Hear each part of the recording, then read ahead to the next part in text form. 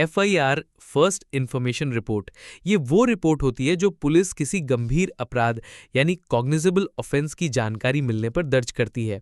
कब लिखी जाती है? जब हत्या, चोरी, बलात्कार, डकैती, अपहरण जैसे अपराध होते हैं। कौन लिख सकता है? पीड़ित, गवाह या कोई भी व्यक्ति जिसे अपराध के बारे में जानकारी है। क्यों जरूरी है? क्योंकि FIR दर्ज होने के बाद ही पुलिस अपराध की जांच यानी इन्वेस्टिगेशन शुरू कर सकती है। CORS FIR मतलब जब एक ही घटना या झगड़े में दोनों पक्ष एक दूसरे पर FIR दर्ज करते हैं तो उसे क्रॉस FIR कहते हैं। उदाहरण, मान लीजिए किसी गांव में दो गुट आपस में लड़ पड़े। पहले गुट ने दूसरे गुट के खिलाफ FIR दर्ज कर दी, फिर दूसरा गुट भी पहले गुट पर FIR लिखवा देता है। इस स्थिति में दोनों FIR को क्रॉस FIR कहते हैं।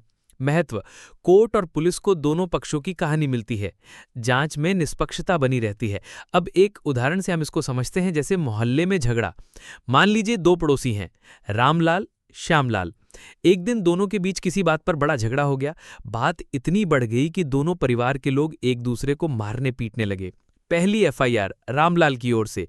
रामलाल थाने पहुंचकर शिकायत करता है, श्यामलाल और उसके घर वालों ने हमें मारा, गालियां दी और हमारे घर पर हमला किया। पुलिस ने रामलाल की FIR दर्ज कर ली। क्रॉस FIR श्यामलाल की ओर से। थोड़ी देर बाद श्यामलाल भी थाने पहुंचता है और कहता है, रामलाल और उसके परिवार ने हमें मारा पीटा, हमारी चीजें तोड़ी और धमकी दी। पुलिस ने श्यामलाल की भी FIR दर्ज कर ली। तो अब स्थिति क्या है? पुलिस के पास एक ही घटना से जुड़ी दो FIR हैं, एक रामलाल की ओर से, एक श्यामलाल की ओर से। इसे ही क्रॉस FIR कहते हैं। इसकी जांच कैसे होती है?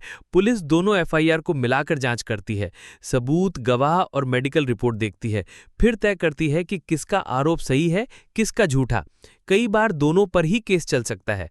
तो याद रखिए, FIR अपराध की पहली रिपोर्ट, क्रॉस FIR एक ही घटना में दोनों पक्ष एक दूसरे पर केस दर्ज कर दें।